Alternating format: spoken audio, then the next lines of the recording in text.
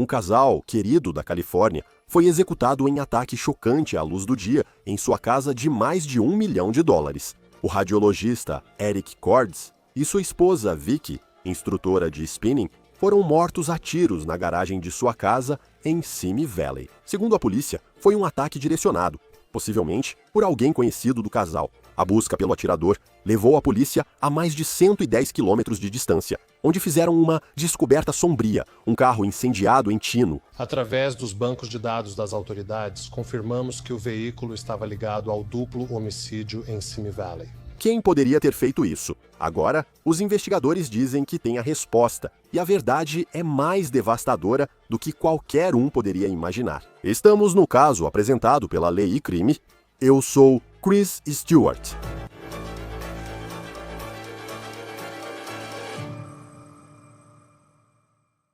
Estamos acompanhando um caso chocante e trágico no sul da Califórnia que deixou uma comunidade tranquila em choque. Os investigadores perseguem um mistério que envolve 2 condados. Tudo começou no domingo, 1º de dezembro, ao meio-dia, em um bairro tranquilo de Simi Valley, no cul-de-sac Hawksville Place. Um casal estava na garagem de sua casa de $1,3 milhão quando, segundo a polícia, foi emboscado. Um vizinho, ao entrar em sua própria garagem, percebeu que algo estava muito errado e ligou para o 911.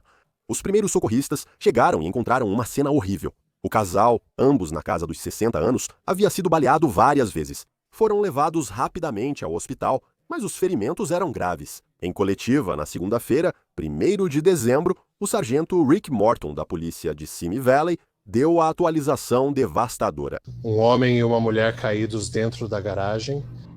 Eles foram posteriormente levados para um hospital local e, infelizmente, mais tarde, não resistiram aos ferimentos. Nas primeiras horas, esse caso era um mistério total. Um duplo homicídio sem suspeito nomeado e sem motivo claro. Conforme a investigação avançava no dia seguinte, um cenário mais claro e trágico surgiu. As vítimas incluem o Dr. 63 anos radiologista renomado, conforme comunicado do Adventist Health Simi Valley. Ele serviu essa comunidade por quase 30 anos. Sua esposa, Vicky Schiller, de 66 anos, era uma querida instrutora de spinning local que, segundo amigos, havia se tornado avó recentemente. Amigos e vizinhos os consideravam pessoas muito gentis, o coração da comunidade, mas agora se foram. A busca pelo atirador começou de imediato. Testemunhas viram um Honda Civic preto antigo saindo rapidamente do local. A busca por esse carro levou os investigadores a uma trilha de 70 milhas. Poucas horas depois, por volta das 2h30 ou 3 da tarde, a polícia de Chino, Califórnia, atendeu relatos de um carro em chamas em um parque. Um veículo estava completamente tomado pelas chamas. Após apagar o fogo, uma descoberta sombria foi feita no veículo. O sargento Morton descreveu o que encontraram. O Honda preto, um modelo mais antigo do Honda Civic, foi relatado como possivelmente estando na cidade de Chino. Enviamos alguns investigadores para esse local. O veículo estava completamente em chamas e o indivíduo encontrado próximo ao veículo também estava queimado. Detetives de Simi Valley, rastreando o Honda desaparecido, checaram dados do veículo queimado e eles conseguiram uma correspondência crucial. Segundo os bancos de dados das autoridades, esse veículo estava ligado ao nosso duplo homicídio em Simi Valley. O carro queimado em Chino era o mesmo que foi visto fugindo da cena do crime. Uma arma de fogo também foi recuperada perto da cena em Chino, mas isso criou um enorme obstáculo para a investigação. A condição da cena tornou incrivelmente difícil identificar a pessoa encontrada lá. Como explicou o sargento Morton, esse é o principal motivo pelo qual eles ainda não nomearam um suspeito. Mas não conseguimos confirmar quem é esse suspeito devido ao estado do indivíduo que foi localizado em Chino. Ouvimos especulações de que era o enteado. Ouvimos especulações, mas não divulgamos informações sobre a identidade do indivíduo. Não queremos identificar ninguém errado. Então estamos aguardando a confirmação do médico legista para saber quem estava naquele veículo. No momento daquela coletiva de imprensa, os investigadores ainda aguardavam a identificação formal pelo médico legista do condado de San Bernardino. Desde o início, porém, A polícia deixou claro um fato crucial neste caso. Isso não foi um ato de violência aleatório. Existe alguma indicação de que o suspeito já conhecia as vítimas? Sim, acreditamos que as vítimas foram alvo, não foram escolhidas aleatoriamente. Isso nos leva direto à questão central e inquietante deste caso. Se o Dr. Cordes e Vicky Schiller foram alvos, quem iria querer que eles morressem? Vizinhos disseram a repórteres que viram um homem na casa que acreditavam ser o enteado do casal. No início, a polícia não confirmou publicamente a identidade, mas as especulações aumentaram. Após os assassinatos, um amigo de Vicky Schiller postou uma foto dela em homenagem. Ao ver os comentários daquela postagem, vários amigos e moradores locais começaram a apontar o dedo diretamente. Os comentários incluíam afirmações como "foi o filho afastado do Eric que atirou neles" e "agora acham que foi o enteado". Na época, nada disso havia sido confirmado. Mas isso mudou. Os investigadores finalmente estão dando a resposta para essa pergunta. Uma pergunta que tem prendido a atenção desta comunidade.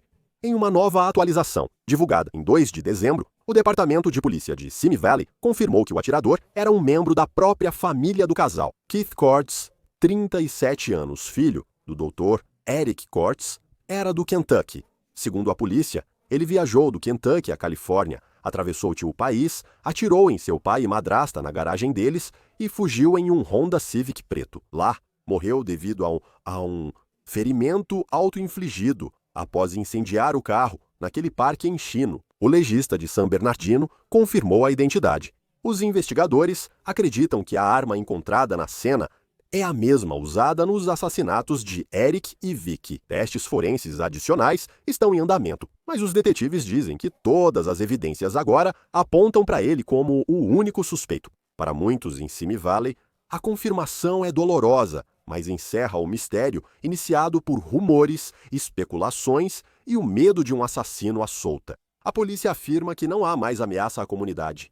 Para entender a perda dessa comunidade, precisamos falar sobre quem eram Dr. Eric Cordes e Vicky Schiller. Eles não eram só vítimas, eram pilares. Eric Cordes era mais que um médico, era essencial para o sistema de saúde local. Por quase 30 anos, ele foi radiologista certificado no Adventist Health. Em Simi Valley, sua morte impactou muito o hospital. A administração divulgou um comunicado comovente que dizia em parte, abre aspas, a comunidade do Adventist Health Simi Valley está de coração partido pelas mortes trágicas de nosso colega de longa data, Dr. Eric Cordes, e sua esposa, Vicky. O Dr. Eric Cordes era um radiologista respeitado, certificado e médico querido, que serviu esta comunidade com compaixão e excelência por quase 30 anos. Nossos corações estão com a família, amigos e todos que tiveram o privilégio de trabalhar com ele enquanto lamentamos essa perda chocante. Ele também atuou na Focus Medical Imaging, cujo grupo emitiu um comunicado. O Dr. Eric Cordes era um médico brilhante, dedicado e respeitado. Sentiremos muito sua falta. E então havia a Vicky. Vicky Schiller era o rosto vibrante e acolhedor do mundo fitness para muitos em sua comunidade. Ela era uma instrutora de spinning querida, famosa por sua energia e orientação aos outros. Uma amiga próxima fez uma homenagem online que realmente capturou o espírito dela em palavras dizendo: "Estamos em choque, anestesiados com a partida da nossa amiga. No início do ano, estávamos em Simi e assumi a aula de spinning dela na quinta de manhã, que era a minha antiga turma. Tiramos essa foto e ela permitiu que eu desse aula. Vicky e Eric, seu marido, foram baleados sem motivo na porta de casa ontem. Nossos corações estão despedaçados. Ela havia se tornado avó. Amigos dizem que o casal era muito apaixonado e envolvido com a vida. Eles eram os rostos amigáveis naquele cul-de-sac, onde foram encontrados mortos o profissional respeitado e o treinador inspirador. A perda repentina e violenta deles deixou um vazio que nem instituições nem amigos conseguem preencher. Agora, para comentar a investigação, recebemos o investigador de homicídios Chris McDonough. Obrigado por estar conosco no Law and Crime. Parece que foi bem rápido que os investigadores desse caso disseram que parecia ser um ataque direcionado. Como você normalmente sabe que algo é um ataque direcionado e não algo aleatório. Sabe, essa é uma ótima pergunta, Chris. Porque normalmente quando você tem um casal, marido e esposa, na garagem que foram assassinados dessa forma, sabe, sua impressão inicial ao ir para esse tipo de crime é que foi algo doméstico, sabe, e que um matou o outro, certo? Então você realmente depende dos policiais da patrulha quando chega na cena e faz o que chamamos de reunião, onde todo mundo se junta, discutimos que tipo de informação e que tipo de testemunhas eles já podem ter. E eu suponho que foi provavelmente isso que aconteceu bem aqui. Eles tiveram alguns vizinhos e coisas assim que vieram e disseram, olha, vimos um tipo específico de atirador. Quando você recebe uma ligação dessas, sabe que qualquer crime, em qualquer comunidade, é sério. Mas não parece que nesse bairro de rua sem saída, um duplo homicídio seja algo que aconteça com frequência. Quais são algumas das coisas que passam pela sua cabeça? Você recebe essa ligação de que isso aconteceu. Ao chegar na garagem e encontrar o marido e a esposa mortos, você busca algumas das primeiras evidências. Bem, uma das primeiras coisas que você quer fazer é começar a pensar em quem poderia estar no círculo de influência em relação a essa família em particular, o marido e a esposa. E a partir daí você quer começar a pensar no que chamamos de padrão de vida. E sabe, quem eram as influências deles, quem estava ao redor deles. E você faz isso através do que chamamos de contínuo de risco da vítima. Ou seja, imagine um contínuo em forma de L, certo? De um lado está escrito ambiente, situação, circunstância. Na parte de baixo está escrito baixo, médio e alto risco. E se tudo no ambiente, situação, circunstância te disser que é um tipo baixo de, sabe, posicionamento nesse contínuo de risco da vítima, então há uma probabilidade maior de que tenha sido um ataque direcionado. E nesse caso em particular, isso seria uma das coisas padrão pelas quais você começaria? E de acordo com a polícia, Dr. Eric Cordes é o filho dele, que agora faleceu, que acreditavam ser o suspeito disso. E não parece que realmente saibamos muito sobre o motivo. Houve um boato de que eles tinham um relacionamento distante.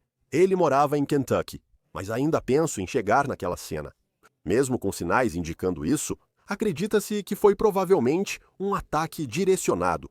Quero dizer, quanto tempo você tem para determinar isso? Porque então, ao mesmo tempo, sabe, ainda existe, mesmo que seja uma pequena possibilidade, ainda existe a possibilidade de que possa ter sido um ataque aleatório. Assim, o público poderia realmente se preocupar com alguém à solta. Sim, bom, essa também é uma ótima pergunta. Então, normalmente você tem nas primeiras 3 horas, sabe, para meio que tomar essa decisão, certo? E, felizmente, nesse caso em particular, dentro de 3 horas, outra agência está te ligando e dizendo, ei, talvez tenhamos alguém ou um veículo que esteja ligado a isso. Então você começa a analisar o padrão de vida desse indivíduo e começa olhando primeiro para as finanças, especificamente se eles forem filhos das 2 pessoas que foram mortas. E eles acabam encontrando esse veículo em Chino, Califórnia, cerca de 112 quilômetros ao norte da cena. E parece que estava em um parque. É mórbido, mas o suspeito aparentemente tirou a própria vida, incendiando o carro. Então, a parte mórbida disso provavelmente, não é um corpo fácil de identificar visualmente, sendo necessário usar DNA para isso. Como você faz para descobrir quem é essa pessoa? E também fazer isso de maneira relativamente rápida para ter certeza de que essa é a pessoa que você acredita ser responsável pelo que aconteceu? Sim, são 2 coisas. Primeiro, com registros dentários, um odontologista forense pode agir quase imediatamente. Depois, como você disse, com qualquer amostra de sangue já é possível iniciar a análise e processar o DNA. Há um teste rápido de DNA chamado ANDI. E o que essa máquina faz é, em até 4 horas, e normalmente o escritório do médico legista tem essas máquinas, e ela pode te dar uma ideia básica se há ou não uma conexão com a cena do homicídio. Sabe, havia rumores de que o relacionamento entre Dr. Cordes e seu filho Keith Era um relacionamento distante e veio à tona que ele supostamente trouxe o filho do Kentucky ou viajou de alguma forma do Kentucky para chegar ao sul da Califórnia e cometer esses assassinatos. O que chama sua atenção nisso? Quero dizer, porque isso parece um compromisso incrível viajar todo esse caminho para realizar isso. Bem, a primeira coisa que me chama a atenção é a intenção. Quero dizer, concordo com você, viajar quase 5.000 quilômetros até o sul da Califórnia e então aparecer em um domingo à tarde, por volta do meio-dia, sabe, na garagem do seu pai. Isso mostra que esse indivíduo está realmente determinado a, sabe, cometer esse crime em particular. Então, novamente, nesse ponto, você quer começar a investigar qual foi a motivação, né? O que realmente o levou a esse ponto? Isso, claro, incluiria conversas e entrevistas com pessoas próximas a ele. Além disso, tem o que ele fez depois. Sabe, não era alguém que estava fugindo para o México com dinheiro ou heranças de família que ele poderia ter levado da casa. Essa é uma pessoa que acaba indo a um parque de uma forma muito horrível, acaba tirando a própria vida, de acordo com a polícia. Tipo, o que isso te diz sobre o estado mental dessa pessoa? Não sabemos o motivo, mas isso pode influenciar na história que está sendo construída sobre o ocorrido. Quero dizer, isso faz a gente parar e pensar, né? Uma vez que você cometeu esse crime, sabe, muitos desses infratores não percebem que depois de cometerem esse tipo de crime, na cabeça deles, eles planejaram tudo, chegaram ao destino, cometeram o crime, mas não perceberam que existe um segundo problema aqui. Sabe, meu Deus, acabei de matar 2 pessoas. E então a culpa começa a lhe aparecer e às vezes o aspecto emocional do que acabou de acontecer é esmagador para eles. E parece que nesse caso essa pode ser, sabe, a situação. Sabendo disso, quero dizer, infelizmente, Dr. Cordes, a esposa dele, Vicky, eles faleceram e o suspeito também está morto. Ainda não sabemos o motivo neste momento e tenho certeza de que talvez familiares saibam o motivo. Talvez tenha havido um problema muito público entre eles. Mas não é mais aquela questão de quem fez isso, nem uma caçada de forma alguma. Que tipo de trabalho é feito normalmente agora, depois do ocorrido, para tentar dar respostas à família, mas também sabendo que a ameaça ao público não existe mais? Bem, a primeira coisa que você quer fazer é informar ao público que sabe... E você quer ir rapidamente com seu oficial de informações públicas, informar ao público que, olha, essa é uma situação controlada. E então, claro, que você vai querer se aprofundar, provavelmente com a ex-esposa e o jovem, se ele tirou a própria vida, com a mãe dele, se ela estiver disponível, ou irmãos, e tentar entender o que estava acontecendo e o que pode nos dar alguma ideia do que pode tê-lo levado a esse ponto. A outra parte disso, e muitas dessas histórias relacionadas a homicídios, sobre as quais eu gosto de conversar com pessoas que trabalham na aplicação da lei. Porque muitas vezes no mundo do true crime, a gente foca um pouco nos detalhes técnicos, em como você descobre como um caso avança. Há também um detetive que precisará avisar os familiares.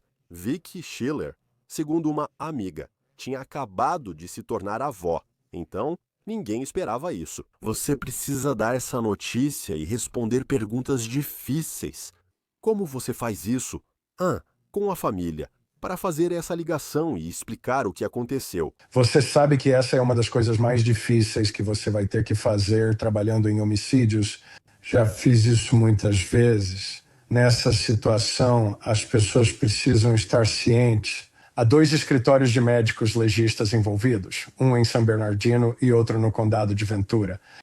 Investigadores do legista vão contatar os familiares sobreviventes, então eles receberão essa notícia 2 vezes. Quero dizer, um para o filho e outro para o pai e a esposa dele. Normalmente você iria com um investigador do legista se ele estiver disponível. E você só precisa tocar a campainha e eu descobri pela minha experiência que você faz isso da forma mais gentil e, digna possível. Mas você simplesmente diz diretamente, sinto muito em informar, mas seu, familiar faleceu. Depois de se identificar e confirmar que eles realmente são parentes próximos, E você também analisa o que sabemos até agora. Dr. Cordes, radiologista muito respeitado. A esposa dele, instrutora de spinning, era muito querida. Muitos também lamentam sua perda e parece, pelo relato divulgado pelas autoridades, que o filho viaja do Kentucky para o sul da Califórnia, tira a vida do pai e da madrasta. Não tenho certeza de qual era a relação dele com Vicky, mas, legalmente, era a madrasta. E depois tira a própria vida. Então, parece que há meio que um começo, meio e fim do que aconteceu. Mas, ao mesmo tempo, como você pode ter certeza de que ele agiu sozinho e que não teve ajuda de mais ninguém? Ou alguém mais que poderia ter estado envolvido no que aconteceu. Bem, espero que eles tenham algum tipo de arma ou algo desse tipo dentro do veículo carbonizado. E se for o caso, então, a partir daí, eles podem fazer uma análise balística e tentar conectar essa arma a possíveis cápsulas ou qualquer coisa desse tipo deixada na cena. E se isso for, você sabe, uma resposta definitiva, então pelo menos você sabe que há pelo menos um atirador. E a segunda parte disso, em relação à sua pergunta, seria começar a procurar algum tipo de rastro digital e ver se há alguma correlação com conexões externas. Então, para você saber, isso sendo um filho que mora em Kentucky, do outro lado do país, que tipo de recursos você recebe se for um departamento local? Ao fazer, você sabe, conversando com pessoas que o conheciam em Kentucky, ou conversando com pessoas que talvez soubessem onde ele comprou a arma. Se a arma foi comprada legalmente, que tipo de investigação é feita para saber mais sobre Keith Cordas, apontado pela polícia como responsável? Bem, você pode seguir dois caminhos: envolver seus recursos federais ou não. E como há uma arma envolvida e porque ele atravessou o país, o Bureau of Alcohol, Tobacco, Firearms and Explosives pode rastrear essa arma para você, quero dizer, até o ponto exato, o momento em que ela foi comprada. E então, se houver alguma entrevista que precise ser realizada, aí você tem as agências locais onde ele morava e ou o FBI, eles podem oferecer alguns recursos para você. Só um tipo de... É simplesmente incrivelmente triste, sabe? Você pensa, quero dizer, qualquer homicídio, como você sabe, é incrivelmente triste e trágico. Mas ver duas pessoas que são tão bem faladas nesta comunidade, algum tipo de violência familiar, levando à morte delas, é simplesmente um caso muito, muito triste. Chris McDonough, investigador de homicídios, obrigado por participar do Law and Crime e ajudar a entender detalhes dessas investigações. Obrigado por estar conosco. Obrigado pelo convite.